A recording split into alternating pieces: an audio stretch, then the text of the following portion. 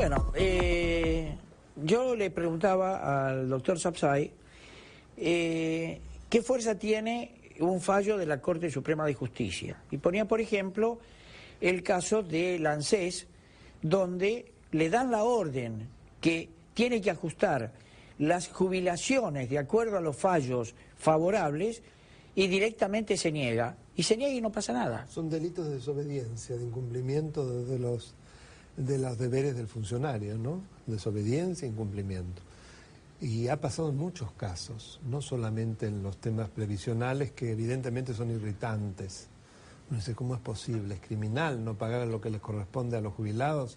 Sobre todo que no sé si usted vio que el ANSES, que es el Estado, sigue apelando los juicios para hacerlos más largos, a pesar de que sabe que los va a perder en cada instante. Y ahora todavía le ha quedado una Cámara de Casación más que va a dilatar por lo menos 4 años más los juicios, ¿no?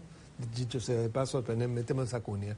Eso sí que es delictivo de parte de aquel funcionario que desobedece.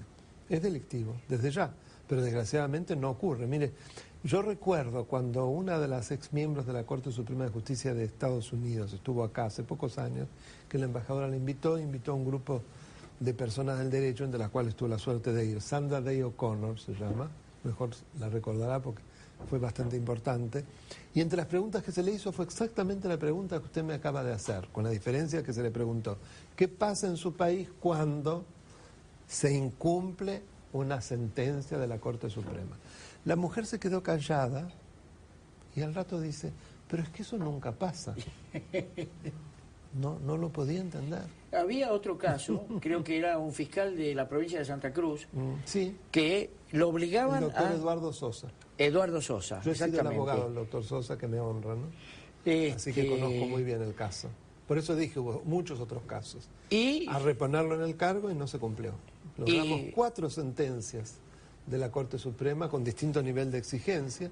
El último fue pocos días antes que muriera el expresidente Kirchner, que hizo un acto en Río Gallegos. Fue el último acto público donde invitó a todos los gobernadores justicialistas para rebelarse contra el fallo de la Corte, el que tildó como un atentado contra la autonomía de Santa Cruz, y para no cumplirlo. Y bueno, no se cumplió. Ahora, esos fallos no cumplidos, una vez que dejan de ser funcionarios, ¿qué pasa?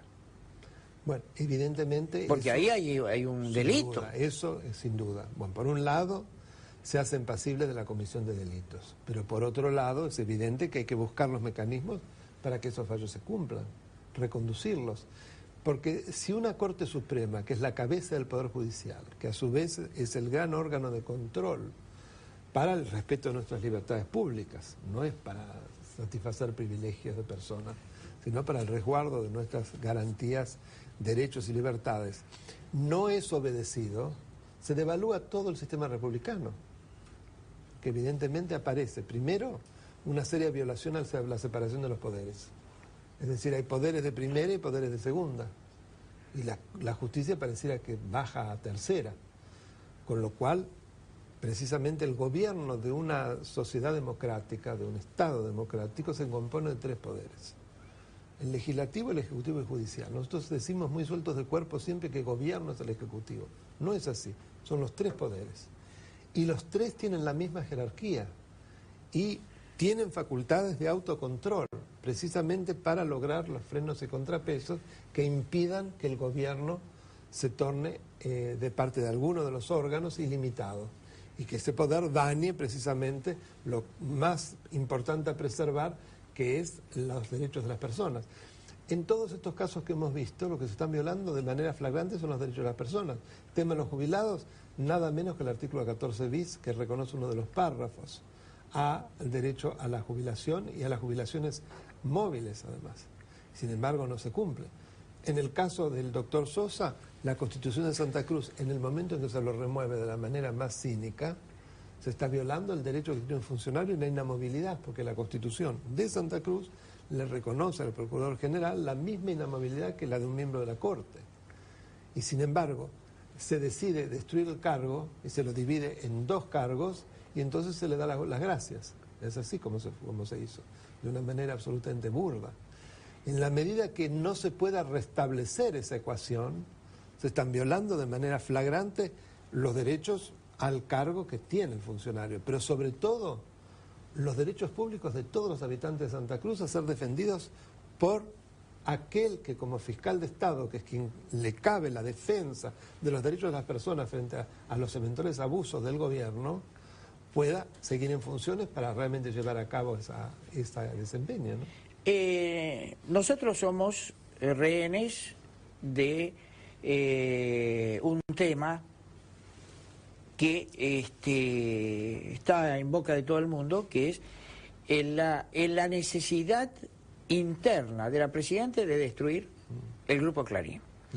Ahora bien, montado sobre eso hay montones de problemas o de legislación pasada por alto. El quien le da a Clarín la posibilidad de tener lo que tiene fue Néstor Kirchner, último acto como presidente de la Nación. Ahora bien, ¿es constitucional antes? ¿Es constitucional o inconstitucional antes? ¿Inconstitucional ahora? Usted me está hablando de una de las situaciones del Grupo de Clarín, que fue en relación con la televisión por cable, que fue la fusión de Cablevisión y Multicanal a través de un decreto del expresidente Kirchner. Correcto. Hay otras situaciones también que tratan absolutamente de coartar la libertad de expresión, entre los cuales el mismo Grupo Clarín, por ejemplo, el modo como se maneja la pauta publicitaria, la extorsión a los supermercados para que no publiciten en los diarios que son opositores, y podríamos seguir muchísimo más. La persecución de periodistas que trabajan en esos medios, etcétera, etcétera. Ahora, en relación a ese caso puntual, que es precisamente el no respetar lo que ese decreto decidió, eso es absolutamente inconstitucional, porque hay algo que son la doctrina de los derechos adquiridos, que hacen a la seguridad jurídica, a la previsibilidad. Y eso se dio por un número de años. La eventual reconversión o reinversión no puede de ninguna manera ir contra derechos adquiridos precedentemente, si no habría un alcance retroactivo a la decisión, absolutamente de conformidad con lo que la Constitución establecía. En ese momento varios dijimos que era de dudosa constitucionalidad lo que había hecho el presidente, pero después, porque se hizo por decreto, pero después una ley lo confirmó, con lo cual quedó todo absolutamente aceptado y evidentemente esto es inconstitucional, el querer hacerlo con alcance retroactivo. Que no nos equivoquemos, esa ley no es una ley para democratizar los medios, dar más pluralismo. Ya hemos visto, después creo de casi 4 años de aplicación, es para crear un monopolio del Estado de los medios y perseguir a todos los medios que no son afines. Ya creo que el que no lo ve, el 80%, usted lo debe saber mejor que yo, hoy, gracias al modo como se aplica esa ley, de los medios, están en manos de una suerte de monopolio estatal, ya sea a través de medios propios o de medios afines, producto de amigos que no tenían nada que ver con los medios y que han comprado medios importantísimos. Bueno, eso es contrario absolutamente a la libertad de expresión. Por eso, cuando uno se alza contra lo que está pasando con medios como el Grupo Clarín, no lo hace por defender al Grupo Clarín, que en su momento yo fui muy crítico en muchas cosas. Lo hace en defensa de la libertad de expresión, porque, por ejemplo, si no existiera TN, no nos hubiéramos enterado, por ejemplo, de las manifestaciones enormes que hubo en septiembre y en noviembre del año pasado, para dar un caso. Claro, porque la televisión oficial miraba para otro lado, eso no existía. De una manera burda. Yo no defiendo Clarín porque Clarín participó de este gobierno. Voy a decir una grosería, pero son avisos de lengua entre Mañeto y Néstor Kirchner. Y después un problema de intereses hace que se produzca esta división.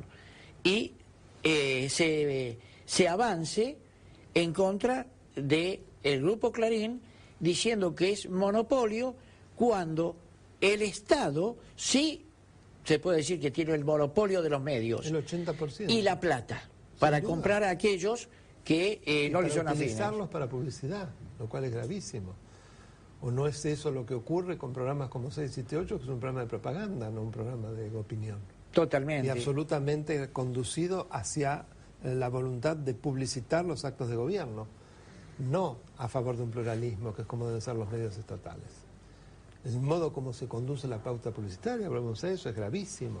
Entonces, el tema del Grupo Clarín hoy, vuelvo a lo mismo, es precisamente un dilema muy serio entre libertad de expresión o monopolio total de los medios de comunicación en manos del Estado. Y evidentemente, frente a esa disyuntiva, uno no puede sino defender al Grupo Clarín ante los embates que está sufriendo y a cantidad de profesionales que trabajan ahí que son de gran valía, porque no es solo el grupo Por supuesto, como grupo empresario, sino como canal para la expresión de ideas y de pensamientos. Y del cual el señor Moreno se dio el lujo de decir que tenían las manos manchadas de sangre. Los trabajadores de Clarín. Realmente hay que soportar tantas cosas, ¿no? Vergonzoso. Doctor, pasando además. a otro tema, usted es un especialista también en temas ambientales. A veces para tomar a risa las cosas, ¿no? Cabandier dijo que había peces en el riachuelo. Independientemente de que puede haber un pez que lo trae la corriente, sí, pero muere ni bien entra en el riachuelo.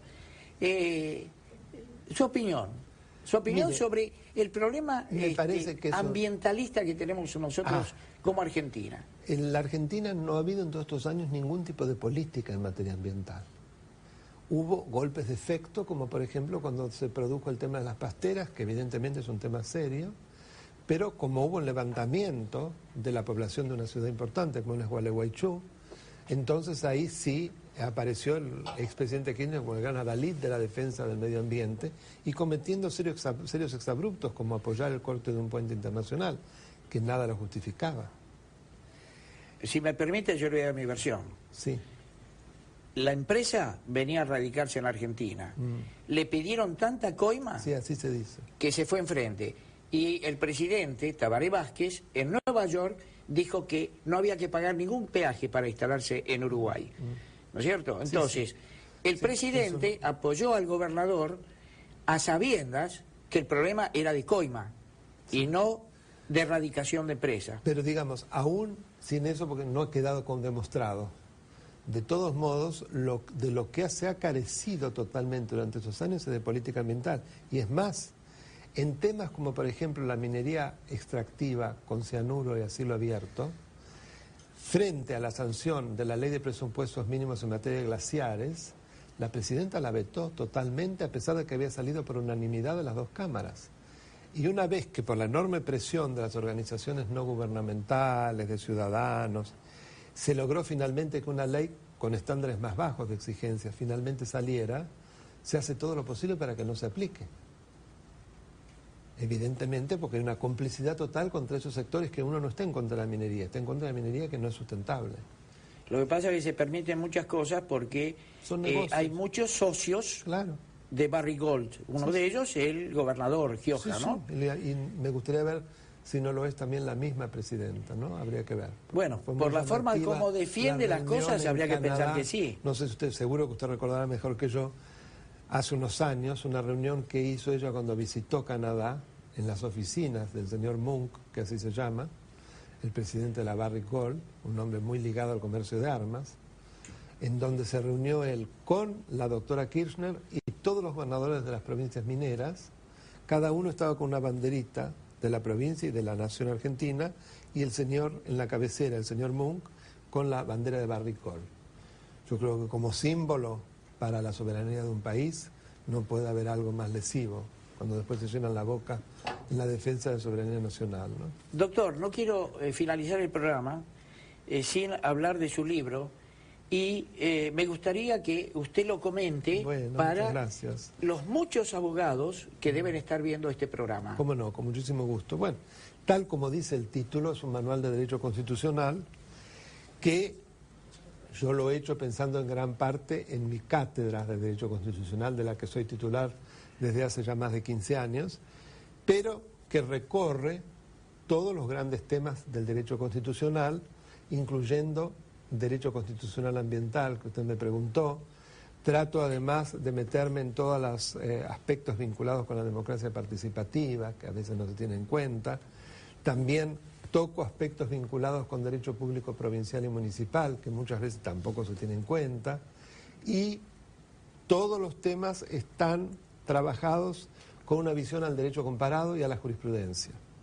Así que creo que de una manera compendiada, porque son un poco más de 800 páginas, quien desea conocer la Constitución puede verse con un libro que desarrolla los grandes temas del Estado de Derecho. Doctor, muchísimas gracias por habernos acompañado. Es para ¿vio? usted, es un obsequio, obviamente. Gracias, muy atento. Le agradezco la invitación. Vio que hicimos el programa completo y nos faltó tiempo. Sí, extraordinaria la velocidad con que pasó y usted tuvo la grandeza y la amabilidad de dedicarme todo el programa. Esto realmente es notable. Me parece, no uno, sino varios. Gracias, doctor. Mucho a usted, Richard. Vamos a un corte, por favor.